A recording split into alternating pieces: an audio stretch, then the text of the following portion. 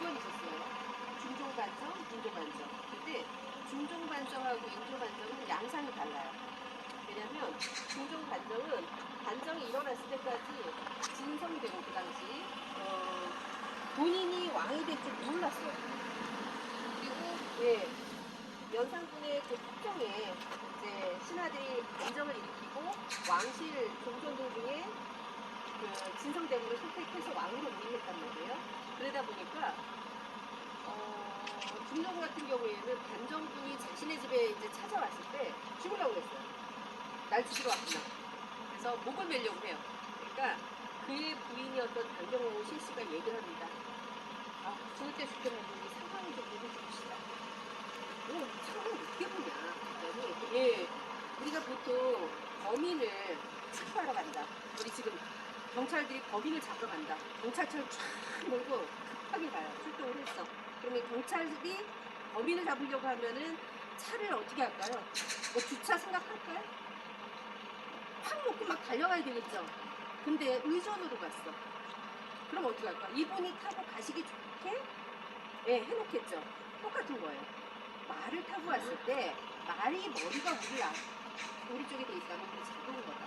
하지만 말 동동이가 우리 쪽으로 와 있다면 우리를 데리고 온 거니까 보자. 봤더니 역시나 말 동동이가 있는 거야.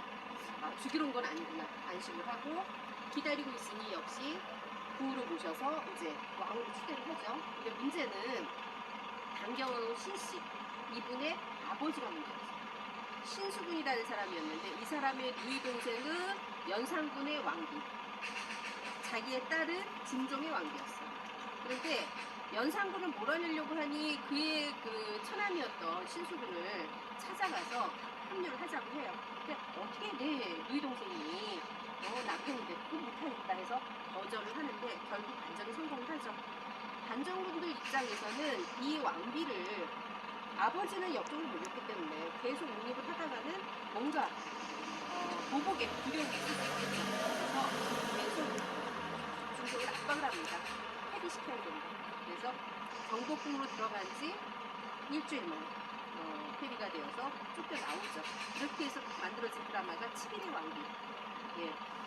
그런데 이 여인이 살았던 곳이 인왕산자락이고 중종이 경매로 해서 보면 바로 보이는 그 바위에 치마를 걸어놨다 해서 치마바위의 전설이 이 여인이에요. 그리고 나중에 근데 참 희한해요. 우리 왕비들이 남편이 없어서 오래 살아요. 강경호 신씨도 굉장히 오래 살아요. 중종보다. 예. 그런가요? 그런가요? 아무튼 중종이 죽고 나서도 한참을 더 오래 살다가 돌아가실 때는 왕비가 아니었기 때문에 자신의 그 친가의 감유에 붙게 되고 이분의 무덤이 어디 있냐면 저기 속초에 갔는데 운림 이게 강경호 신씨 무덤이에요. 나중에 이제 왕으로 복원이 되면서 그쪽도 왕릉으로 정리가 되는데 이 강경호 신씨가 돌아가실 때가 우리 달력으로 양력으로 한 1월쯤 돼요. 그래서 조선에 남아있는 40기 왕릉 중에 제일 먼저 제사를 드리는 게 온림이에요. 네, 그래서 나중에 기회 되시면 가서 보시면 굉장히 좀 아담하고 혼자 묻혀서 아쉽지만 그런 곳이기도 해요. 그에 비해서 인조 반정은 본인이 직접 계획을 해요. 근데 그 당시 상황을 보면 광해군 같은 경우에는 참 조선의 왕은 적장자가 돼야 돼요. 왕비의 아들이면서 큰아들. 근데 광해군은 둘 다 아니에요. 후궁의 자식인데 그럼 후궁의 자식 중에서도 첫째 아들도 아니에요. 둘째 아들이에요. 그럼에도 왕이 됐으니까 이에 대한 핏줄에 대한 컴플렉스가 있어요. 그런 상황에서 자신의 나중에 이목대비가 아들을 낳고 적자가 났단 말이에요. 그러니까 자신의 권력의 위협이 되니까 그 영창대군을 죽이고 이목대비는 서고 지금의 덕준을 입회를 시키고 또 하나 이 인조 입장에서는 핏줄에 대한 혈통에 대한 그런 컴플렉스가 있다 보니까 여러 가지로 광해군 때 여러 가지 궁궐을 만들고 하는 일들이 벌어지는데 특히 그 중에 하나가 지금의 역사박물관에 있는 경희궁터 거기에 왕비가 적었다 해서 궁궐을 만들게 되는데 그 터가 원래는 이 인조의 아버지였던 정원국의 터예요. 예. 그래서 정호군의 집터를 뺏어서 그거를 만들었단 말이에요. 그러니까 인조 아버지 입장에서 내 집터 뺏겼어. 거기다가 그 인조의 동생이었던 문창균이 똑똑했어요. 굉장히 영모에 휘말려서 작전을 했어요. 집터도 빼앗고 아들도 죽었어. 술로 시름시름 앓다가 이 정원군도 돌아갔어. 그러니까 인조 입장에서는 우리 집 뺏겼지, 동생 죽었지, 아버지 죽었지, 그 다음엔 내 차례 아닐까 생각했어요. 그래서 적극적으로 내가 당하고는 치겠다. 그래서 인조했는데 인조에서 유기비가 있던 급하다. 근데 왜 거기냐? 거기에 영말 연서역이라는 우리 그 조선시대 여권제도에서 공문서 발송하고 문자 수송하고 그러면 묵어가는 곳 그게 있었는데 여기 있다 보니까 많은 사람들이 모여 산단 말이에요. 그리고 아까 말씀드렸듯이 그 예의역 앞에 하천였단 말이에요. 그리고 산이 바로 보이고 정치 좋았겠죠. 사람들 모여 사니 편리하고 그러니까 이 정원군의 별세가 바뀌었어요. 도성 안에서 영모를 모의하기 힘들죠. 떨어진 곳에 자신의 특히나 광해군의 정치에 반기를 들고 있는 많은 그 신하들이 규합을 해서 거기서 반정을 일으켜요. 그러면 이 반정군들이 원래대로라면 지금의 통일로 우리 그 지하철 라인 그걸로 해서 서대문으로 들어가야 되는데 영모인데 대놓고 갈 수 없죠. 그러니까 홍제원 지금의 유진상가에서 만나서 어디로 가요?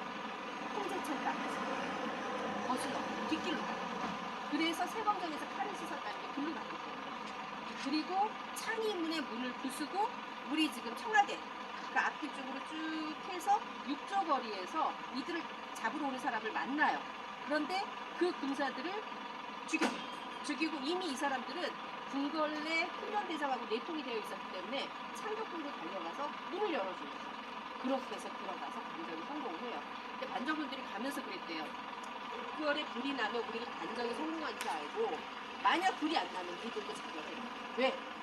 실패하면 모두 다 역적이 되니까. 그런데 들어가서 반정군이 불을 지르는데 광해군이 있다가 도망을 가면서 불을 지르는 그 불 피러 오는 곳을 물어봐요. 어디서 불이 피어올랐느냐 하는데 이게 왜 중요하냐면 이 불을 지른 곳이 종묘다. 그러면 역성종이에요. 이 씨가 아닌 사람이에요. 왜? 종묘라는 것은 조상의 신주를 유교사회에서 그걸 불태웠다? 그럼 이 씨가 아닌 거예요. 그런데 거기가 아니다 그러면 종친 중에서 누굴 세우겠다는 거죠. 근데 막 도망가다 보니까 4시가 되다 보니까 이게 창경궁, 창덕궁 종묘가 다 묶여있단 말이에요. 그래서 상림원이라고 하는 그걸 그 정원 후원에다가 불을 지르니까 멀리서 보니까 종묘에서 난 것처럼 보이는 거예요. 그러니까 종묘에서 불이 난 것 같습니다. 그러니까 광해군이 그때 포기를 했다고 해요. 역성혁명이라면 나는 이제 못 살겠습니다.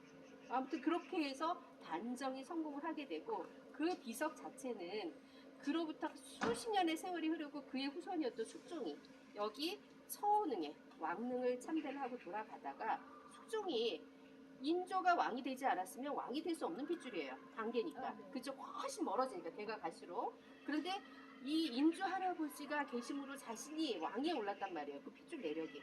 그 터를 한번 찾아가 보자 해서 가봤더니 그 별서터가 관리가 안 돼요. 이러면 안 되지. 그래서 세운 비석이 그 인조별서 유기비고 그 글씨는 숙종의 어필이에요. 그래서 그거는 보물로 지정이 되어 있고 어찌됐거나 부산동의 유래라고 하는 곳에 한 꼭지여서 여러분에게 인조 반정하고 뗄 수 없는 역촌동 그리고 여기 가는 길에 있었던 이 부산동 하는 이야기를 같이 얘기했고요. 우리가 벌써 12시 반이에요. 아이고 제가 말이 그냥